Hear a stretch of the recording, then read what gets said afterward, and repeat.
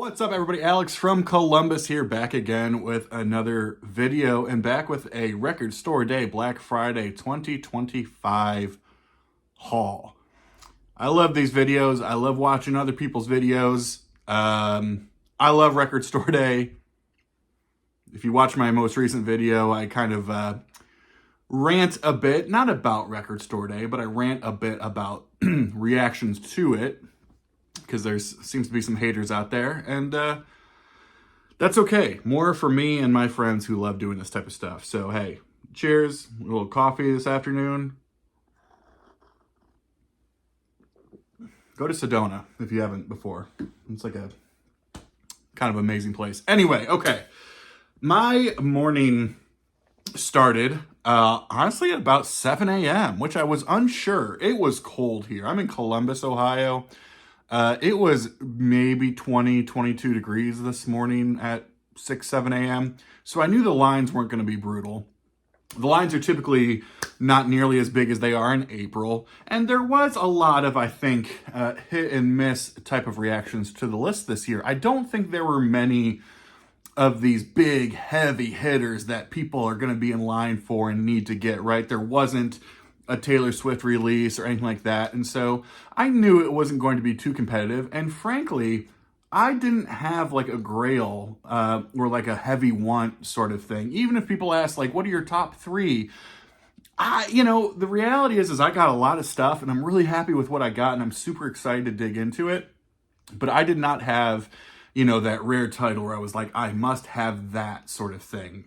So all that to say, right, like I was very pleased with the list. I've talked about that before. I'm also someone who's typically pretty pleased with the list all the time. As I mentioned before, I had a bit of a rant in my previous video, but for me, I feel like I'm into enough types of music and I know enough about certain things. I don't say that that's not supposed to be like a humble brag or anything, but it allows me to really zone in on things that are really fascinating to me. So whether that's certain types of jazz music or, Lost Psych records or Zamrock or, unreleased stuff, whatever that might be. So, for me, even if it's a Record Store Day where there are 3 to 5 titles that I'm excited about getting, that to me is a really good list.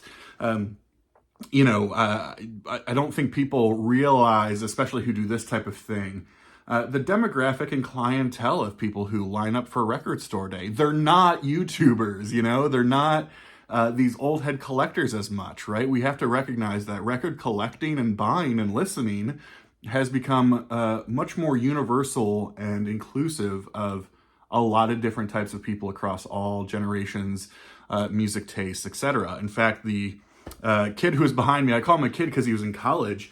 He was there looking for one thing as a Christmas gift for his sister. He had never been to a record store in his life, but he promised her that he would do his best to try to find that record for him. So of course I, helped him out, showed him the ropes. Like I was like, here's the plan, all this type of stuff, because the record he was looking for, they only had one of. So anyways, I got in line at about 7, 10 a.m. I went to the store here in Columbus, RPM, Records Per Minute. This is the place I've gone the last couple of times, actually. Now, I love all of Columbus record stores. I love Spoonful. I love Used Kids. I love Elizabeth's. I love Lost Weekend. I love RPM. I love and try to be pretty equitable for all these different stores. They're different and pros and cons for each type of place, right? However, my luck with RPM has been really good because I have found they have the shortest line and I'm able to get in there. I don't have to line up at 4 a.m. and I know where stuff is. So I went there and I was probably 8 to 10th in line at 7 a.m. I felt really good about that.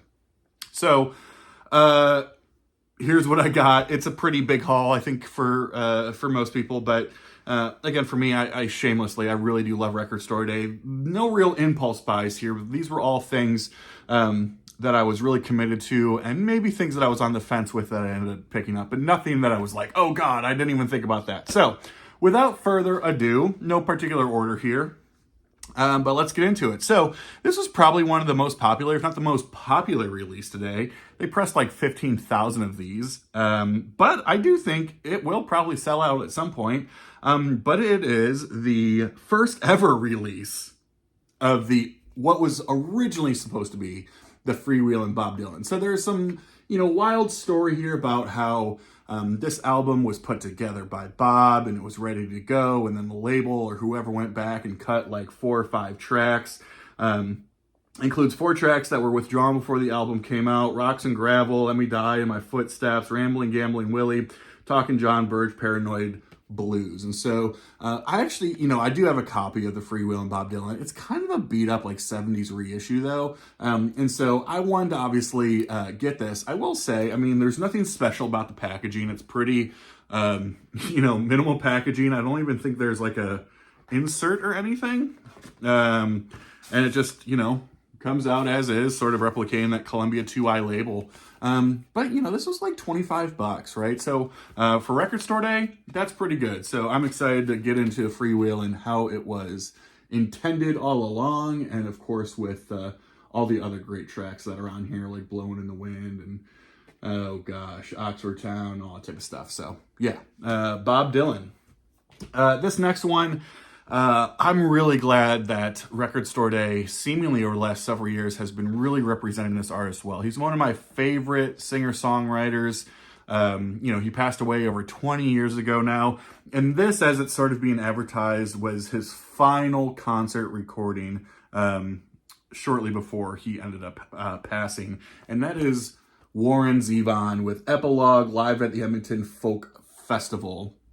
This was recorded in 2002, August 9th. Looks like 3 sides here with a 4th side of etching. And you get some pretty big bangers here. Laura's Guns and Money, Werewolves of London, obviously, Poor Poor Pitiful Me. But then also a good amount of like kind of newer stuff. I Was in the House and the House Burned Down, which was off of his last record, The Wind. For my next track, I'll Need a Volunteer. That's a later effort as well. Yeah, I'm not sure what the sound quality of this is going to be, but I love Warren Zevon a lot. When I saw this, I knew I wanted to get it. I was really excited that they did the box a couple of years ago, which is, I don't know, up there somewhere. Anyway, Warren Zevon, one of my absolute favorites, and excited to dig into that.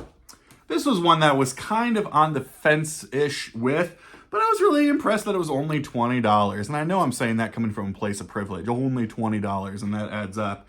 One of the releases that was pretty hot today, I've seen a lot of people get and talk about, is Trace from Sun Vault. I did not get that record. I thought about it. I almost FOMO'd purchased it.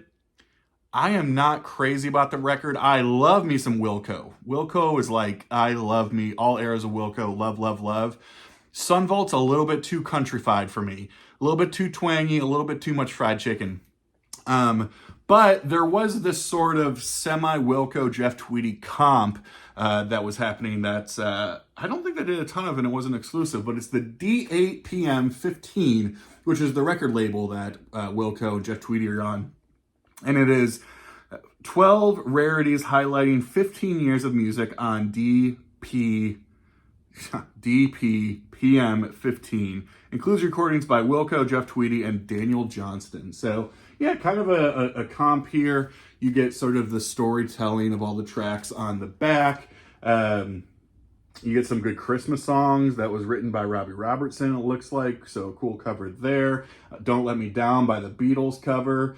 Kind of a combination of a bunch of Tweedy stuff, a bunch of Wilco stuff, and some other stuff. I'm going to try to take this out here to show the red vinyl that they're saying it's in. Hold, please. Came out a little tight. All right, let's see. We just got it. Well, interesting. Ugh, dirty. Yeah, I mean, I do like how it's kind of like a little bit marbled, flared, as you can kind of tell. Red? I'm not seeing red, but that's okay. I'd see more like orange flare. As record people would call this is solar flare. But yeah, I love all Wilco, and so I saw that, a bunch of unreleased stuff. And yeah, excited to have it. So there we go. This was certainly something that I knew was going to be a no-brainer right away. We're getting into some jazz stuff here, so put your big boy pants on.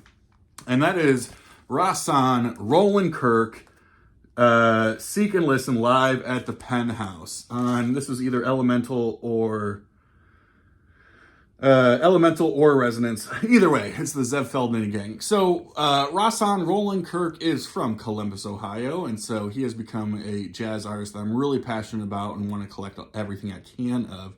And he's also somebody who's been pretty underrepresented in the jazz conversations over the years. In fact, it was just last year, or I guess earlier this year, that they reissued a couple of his records on the Acoustic Sounds Verve Acoustic Sound series. I think they did We Free Kings and then Don't You Cry, Beautiful Edith. They released this record along with another one of his, which was an interesting take to do both of them at the same time, both of 1200.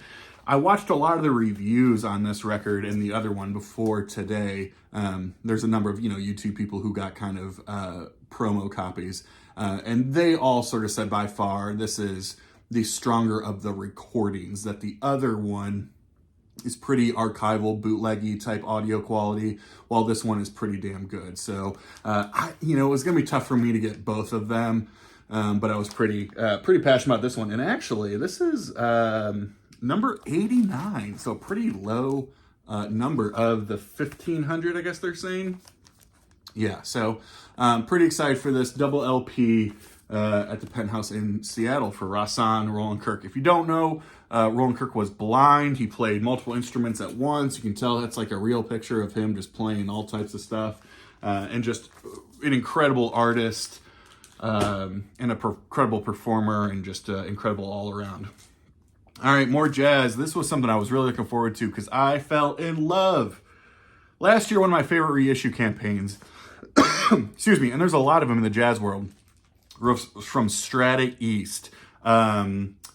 Charles Tolliver, who started Strata East back in the 70s, his son now runs the label. They have some kind of partnership with Mac Avenue Music Group. I'm not sure exactly what that legal relationship is, but they've been reissuing Strata East titles. Now, Strata East as a label, or some of these records in the early mid-70s that became really difficult to find, sometimes can be a little bit more out there. There were some artists that people were not as aware of, but they did 4 last year, and they kicked off doing 4 again this year, with the first one being released on Record Store Day. And it is, I guess, Bill Lee is sort of the artist here, but it's the descendants of Mike and Phoebe. So, and sort of under the tagline, A Spirit Speaks. So, under, again, like kind of the artist of Bill Lee, but what you have here are, they're calling it the descendants of Mike and Phoebe, are 4 of 7 children born to musical parents. Alberta Edwards Lee and the late Arnold W. Lee, Snow Hill, Alabama. The descendants of Mike and Phoebe was chosen to honor them, blah, blah, blah, blah. Some really cool stuff. I'm not as familiar with this record, but a lot of the Strata East stuff, it is kind of this combination of some fusion, funky, avant-garde type stuff. Sometimes vocals. There are vocals on, I think, a couple of tracks here, but they don't offend me. It's one of those things where the vocals are less like, verse, chorus vocals. And a lot of times they're more like spoken word type stuff, or more chants, or more expression type of singing, and less of, vocals. So, this was going to be a no-brainer for me. And I'm really excited for the next 3 on Strata East to come out, I think here in the next couple of weeks. Well, one thing I think that Record Store Day does incredibly well are their comps. I think people overlook their compilations a lot. There's some great opportunities to get some really cool stuff. And this is a type of music that I've just heard so much about, especially on YouTube, the vinyl community. I hear people like Steve Carlson talk about it. I hear people like Dylan down at Noble Records talk about it. I did not have anything, and this seemed to be, again, the way to go. It was cheap, $25, but it is with Welcome to Zamrock. Actually, I don't even know if that's the name of the actual title, but Welcome to Zamrock. So Zamrock is this sort of psychedelic hard rock that originates out of Zambia. Zamrock. Makes sense, right? There's a lot of people who collect original Zamrock records. They're usually absolutely trashed, but are really rare and have super high, value to them. And so there's a lot of people that do collect original Zamrock records. But for me, one of the biggest names in Zamrock, if not the biggest name, is Witch. And this is a compilation of 7-inch singles that they had released. So, I don't know very much about this at all, other than kind of what I've said about it. It says that it comes on a deep purple vinyl. That'd be a great name for a band, don't you think? And yeah, I mean, purple, cool, whatever. And so, yeah, I mean, to me, I'll never be able to afford some of that original Zamrock stuff at all, but to get it on a comp, to kind of lean into that, again, psychedelic hard rock type stuff, check this out. I do believe this was an exclusive, as the New York Times says, at its root, Zamrock melded fuzz-tone psychedelia, chugging garage rock, and rolling funk with a broad mix of African cadences and beats, enlivening a scene that included bands like Musi Otunya, Amana Azaz, and the Ngozi family. Which I think featured the Ngozi something. Anyway, somebody will correct me, I'm sure. So yeah, really excited for that. How about some, I don't know, private press, free spiritual jazz stuff that was really limited, and so whatever, I got it. This is Longino Parsons with a self-titled record that came out in 1980. It was a private press. So apparently he is a trumpet player, obviously. But I think nowadays, I could be wrong, I think now he is like a professor of music, jazz, trumpet playing, expression, something at like some Florida university, which is pretty damn cool. But yeah, this is a private press back in 1980. Of course, 1980 is kind of past the free spiritual jazz type thing. But I was sitting here reading, and it's like, for fans of the Pharaohs, Oneness of Juju, the Pyramids, Sun Ra, Tribe, Strata East, mention Strata East a lot, and Black Jazz, which I also love the Black Jazz label. So yeah, cool little write-up here. Nothing really on the inside, just your standard, black vinyl in a polyline sleeve. Cool. But yeah, this was one of those things that pretty limited. I don't, it's like limited, so it's rare, but it's not really wanted. I don't think a whole lot of people are going out there, but this is not a household name. So if you are a jazz fan and you're out there, this might be something worth picking up. I've not listened to this, but again, from what I've told, it is some pretty free out there shit. Well, I knew that this was going to be a no-brainer. I always pick up his stuff for Record Store Day. He's the biggest, best jazz musician of all time, and also my favorite. It is Miles Davis, live at the Plug Nickel, December 23rd, 1965, second set. So there's a whole story here about, I think this was released as a big CD set, however many CDs that included like all the sets, and then maybe there's more coming out, whatever. This was right in the thick of that second great quintet, with Miles, Herbie Hancock, Wayne Shorter, Ron Carter, and Tony Williams. Just absolutely amazing. So yeah, December 23rd, 1965 in Chicago, Miles Davis's second great quintet transforms the Plugged Nickel Club into a crucible, igniting the fuse on another jazz big bang. So of course, I mean, I know a lot of people picked this up too. This was not very limited. I think they did like 6,000 of these things. So yeah, if there's Miles on Record Store Day, I'm doing it. Okay, here's an interesting one. Allegedly, this was one of those regional limited runs where only 400 were pressed. Do you call bullshit? I might call some bullshit. 400 seems like a lot, or seems like too few, but it is what it is. Now, I'll give a shout out to Chris, the Vinyl Piper.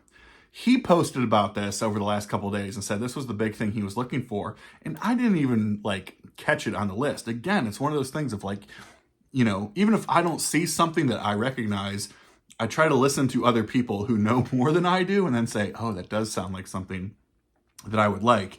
And he mentioned this.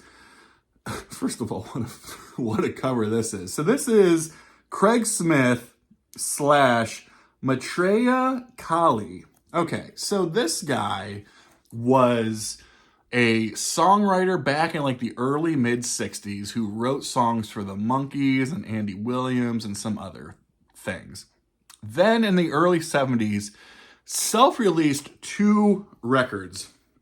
Those records were maybe it's Apache and Inca. So this is called Apache and Inca, and it includes both of those records plus like a 7-inch. I did not open this. Real, like, the packaging here is as minimal as you can imagine with that terrible cover. Anyway, in the 70s, he self-releases these 2, like, psychedelic, folky singer-songwriter records. I did spot check this, and I was kind of into it. Like, it's some pretty trippy shit that I'm into. And then he loses his fucking mind. Apparently, he sold the records on, like, some kind of big acid trip. He, like, joined the hippie community. He tried to kill his mom. You know, all the shit that we've all done in our 20s. Spent some time in jail, and then spent the rest of his life homeless, addicted to drugs, and all that kind of shit. So, you know, a life well lived so that people like me can buy this on a record store day. So this is his 2 LPs that got released in the early 70s, plus like a 7-inch of something. And so, yeah, again, they said that only 400 of these were printed. They're calling this a box set, which it is. It's a slipcase. So you got your records in there, and then, you know, your slipcase over here. So, yeah. I'm excited for it. It's out there, but oh well. 2 more, people. All right. I get these every single record store day. They're all fantastic. It's a great way, I think, to get in, not only for people maybe trying to get into jazz, but also people who are plenty into jazz and just like a good ass comp. And that, of course, is the most recent from the Jazz Dispensary. This is called Green Bullets. Jazz Dispensary is a subsidiary or sister, whatever, of Kraft, and they put together these amazing jazz compilations each and every year, most of the time leaning more towards some funky fusion type variety. And that's what this one does. So, description on here, Nobody Rides for Free. Jazz Dispensary presents Green Bullets, a new compilation of high-octane funk and fusion-soaked heaters, soundtracking an imaginary 1970s action film about a heist gone very, very wrong, featuring tunes from Dizzy Gillespie, the Isaac Hayes Movement, Merle Saunders, Bill Summers, and more. So, always, again, funky, great stuff. And I will say their wax is always beautiful. And this is no different. Check this out. Very kind of green apple, eh? Actually, it looks exactly like kind of sour green apple. Yeah, beautiful wax. And they always do just an outstanding job. So, gosh, at this point, I probably have upwards around, I don't know, 10 of these things, something like that. You know, it's an everyday record store day thing. They're dependable, they're great, and I love them. And last, and certainly not least, because this was probably the deal of the day, I guess you would call it. I think it's the deal of record store day. And I don't want to say I haven't seen that many people talking about it. I don't know how big the band is or how much people care about them, whatever. But for me, as a collector and as a buyer, there's a lot of questions I ask myself when considering a reissue. So, you know, I would always prefer an original, but how much is an original? Are they easy to come by? Are they in decent shape? For example, if I can buy an original pressing of a $5 record in any record store in America, I don't really have much of a motivation to get a reissue for $20-$30, right? Because I can just buy an original. It's the one I want for $5. However, when original records from this artist are difficult to come by, when you do come across them, they're beat up, and if they're not beat up, they're real expensive. To me, that's the perfect place for me to say, you know what, this is where I'll get into a reissue. And not only that, but if I can get the reissues kind of all in one bundle for a great price, then to me, it makes the most sense. And that is this Love box set. The Electra Years. So this is a box that is the first 4 Love records that were on Electra, plus a Rarities LP. So this is 5 LPs. Again, Forever Changes, I've seen it. That in good shape is a $100 record alone. This was a 5 LP set for $100. I did not own any of these records, but they're always a band I wanted to own stuff of. It's just hard to find, and they're expensive, or they're beat up, or all the above. Here's what we don't know.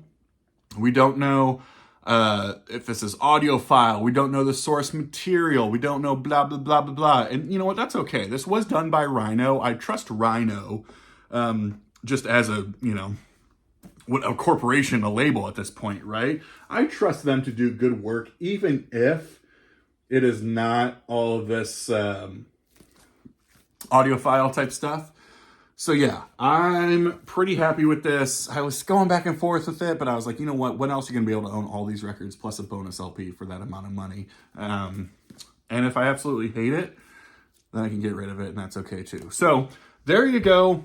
Those are the records I purchased today. Let me know what you all got, what you think of these grabs and more. And yeah, I hope everybody had a great Record Store Day, Black Friday for those who celebrate. I hope everybody here in the States had a good Thanksgiving and are just having a great weekend all around. Thanks so much for watching.